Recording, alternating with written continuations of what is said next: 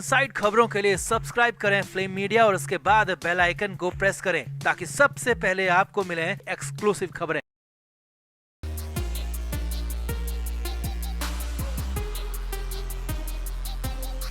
उद्धव ठाकरे ने एक दांव चलने की कोशिश की थी। फोन किया था दिल्ली दरबार यानी कि कांग्रेस के नेता प्रतिपक्ष राहुल गांधी को, लेकिन ये दांव उल्टा पड़ गया। राहुल गांधी की तरफ से तीखी फटकार पड़ गई है, ऐसी खबरें आ रही है और इसीलिए तो अचानक अपने सांसद दिल्ली भेज दिए। बैकफुट पर आ गए उद्धव ठाकरे। सिंदूर मामले पर उद्धव ठाकरे का बर्ताव राहुल गांधी को बिल्कुल भी पसंद नहीं आया। लगा दी थी कि फटकार। तो क्या हुआ, क्यों हुआ और आगे क्या होगा, सब कुछ दिखाते हैं, आपको बताते हैं। आप भी वीडियो को शेयर करें, कमेंट करके अपनी राय जरूर दें कि क्या वाकई में उद्धव ठाकरे गलतियां पर गलतियां करते जा रहे हैं। कमेंट जरूर करें।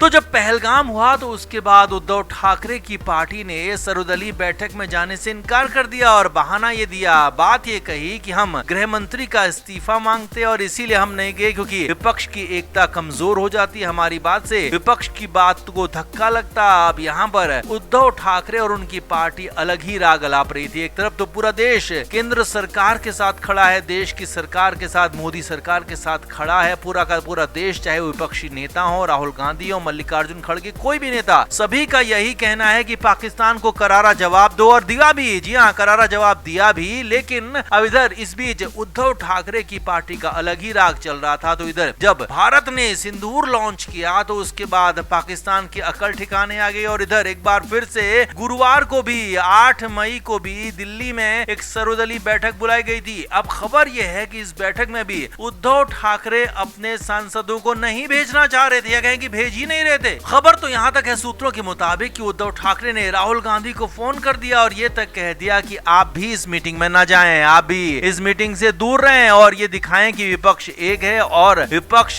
सरकार की गलतियों को माफ नहीं करेगा। भले ही विपक्ष सरकार के साथ है, लेकिन सरकार अगर गलती करेगी तो उसे बताया जाएगा और उसे रोका जाएगा। लेकिन यहाँ पर राहुल गांधी की तरफ से तीखी फटकार पड़ गई। जी हाँ, ये बड़ी खबर आ रही है दिल्ली से, महाराष्ट्र से, मुंबई से। बड़ी खबर है कि राहुल गांधी से जब बात हुई तो राहुल गांधी की तरफ से फटकार ये पड़ी कि इस वक्त मुश्किल हालात हैं, देश मुश्किल में है और हम ऐसे वक्त में राजनीति नहीं कर सकते। जी हाँ, इस साफ साफ बात कही गई राहुल गांधी की तरफ से, जो कि बहुत ज्यादा मैच्योरिटी वाली बात थी। और राहुल गांधी ने साफ कहा कि हम इस मामले पर राजनीति कभी और कर लेंगे, लेकिन ये वक्त राजनीति का नहीं है। हमें साथ खड़े होने का है, हमें सरकार के साथ दिखना है, हमें देश के साथ दिखना है, देश के लोगों के साथ दिखना है और हम ये करके रहेंगे। हम इस मीटिंग में तो जाएंगे, आप भी आइए। जी हाँ, साफ साफ राहुल गांधी की तरफ से कहा गया था कि आप भी इस मामले पर जिद छोड़िए और अपनी इन बेकार की बातों से निकलकर आगे बढ़िए और दिल्ली आइए। दिल्ली में अपने नेताओं को कहिए कि मीटिंग में शामिल हों, अपने सांसदों को मीटिंग में भेजिए, सर्वदलीय मीटिंग में भेजिए। अब इसके तुरंत बाद उद्धव ठाकरे बैकफुट पर आ गए क्योंकि उद्धव ठाकरे को लग रहा था कि राहुल गांधी उनकी बात सुनेंगे, मानेंगे या कहेंगे कम से कम उन्हें ये तो कहेंगे कि ठीक है आप मत आइए, हम जाएंगे। लेकिन यहाँ तो उल्टा पड़ गया दांव क्योंकि राहुल गांधी की तरफ से साफ कह दिया गया कि हम तो जाएंगे और आपको भी आना होगा। जी हाँ, इस साफ तौर पर कह दिया। उद्धव ठाकरे मुश्किल में फंस गए। उद्धव ठाकरे की हालत खराब हो गई। आनंद फानन में अपने नेता अरविंद सावंत को भेजा दिल्ली और सर्वदलीय बैठक में शामिल होने के लिए कहा गया। तो यहाँ पहली बार शिवसेना यूबीटी के सांसदों ने भी यहाँ पर सर्वदलीय बैठक में हिस्सा लिया, जिसमें सभी दलों के लोग मौजूद थे, सरकार के लोग मौजूद थे। इसमें तय किया गया कि आगे क्या होगा, आगे क्या करना है, इसे लेकर बातचीत की गई। सभी दलों को एक साथ रखा गया, सभी दलों को भरोसे में लिया गया और साफ सभी दलों की तरफ से रेजोल्यूशन दिया गया कि सरकार जो भी करेगी वो सरकार के साथ है, देश के साथ है। तो कुल मिलाकर यहाँ पर उद्धव ठाकरे को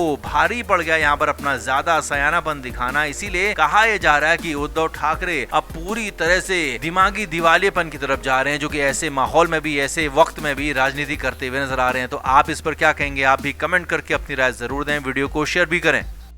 तो मंगलवार और बुधवार की दरमियानी रात में जो हुआ वो पूरी दुनिया उससे वाकिफ हो चुकी है। सिंदूर के नाम पर भारतीय सेना ने जो पराक्रम दिखाया है वो पूरी दुनिया में इस वक्त उसी की चर्चा चल रही है। हर तरफ हर भारतीय इस पर गर्व महसूस कर रहा है, हर भारतीय इससे खुश है और चाहता है कि और तीखा जवाब दिया जाए। लेकिन इधर मुंबई में ऐसा हुआ कि जिसने हालात एक तरह से बिल्कुल बेकाबू कर दिए, क्योंकि सवाल यहाँ पर सीधे सीधे संजय राउत पर आ गया। असल में कई लोग अभी भी ऐसे हैं जो सबूत मांग रहे हैं, इस बार भी सबूतों की मांग कर रहे हैं क्योंकि भले ही पाकिस्तान की तरफ से खुद अपने इलाके दिखाए गए हैं, अपने इलाकों के हालात दिखाए गए हैं, उसके बाद भी कुछ लोग हैं कि मानने को तैयार नहीं है। और इसीलिए इस सिंदूर पर जब बात की गई संजय राउत से, मीडिया उनके सामने आया, सवाल पूछा तो संजय राउत भाग खड़े हुए। जी हाँ, संजय राउत से जवाब देते नहीं बना। संजय राउत ने कहा कि मैं अभी इस पर कुछ नहीं बोलूंगा, मैं देखूंगा, समझूंगा और उसके बाद ही जवाब दूंगा। संजय राउत ने साफ साफ कहा कि मैं अभी इतनी जल्दबाजी में कोई भी बयान नहीं देने वाला हूं जो कि मेरे बयान का गलत मतलब निकाला जाए। यानी कि संजय राउत अभी कुछ बोलना नहीं चाहते हैं। संजय राउत से दो शब्द भारतीय सेना की तारीफ में नहीं निकले, संजय राउत से दो शब्द भारतीय सेना के पराक्रम पर नहीं निकले। तो यहाँ पर इसीलिए कहा तो यहाँ तक जाने लगा है कि क्या संजय राउत को फिर से सबूतों की जरूरत है, क्योंकि जब पहले बालाकोट हुआ था 2019 में, उसके बाद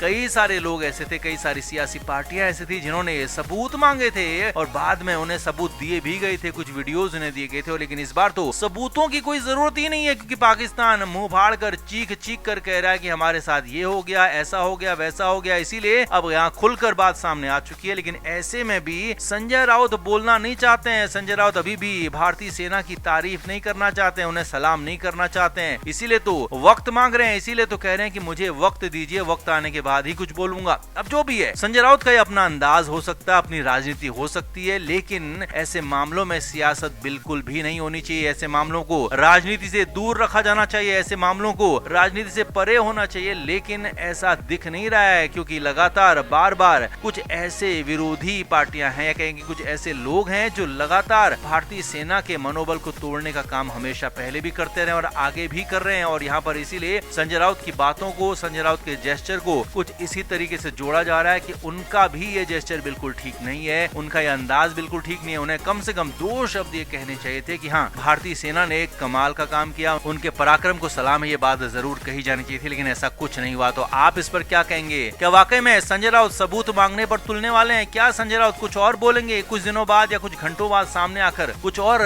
बोलेंगे संजय राउत, या फिर संजय राउत की बोलती ही बंद हो चुकी है, उनके पास शब्द ही नहीं बचे? आप क्या मानते हैं? कमेंट करके आप जरूर से जरूर बताएं। वीडियो को भी शेयर भी करें। Flame media report.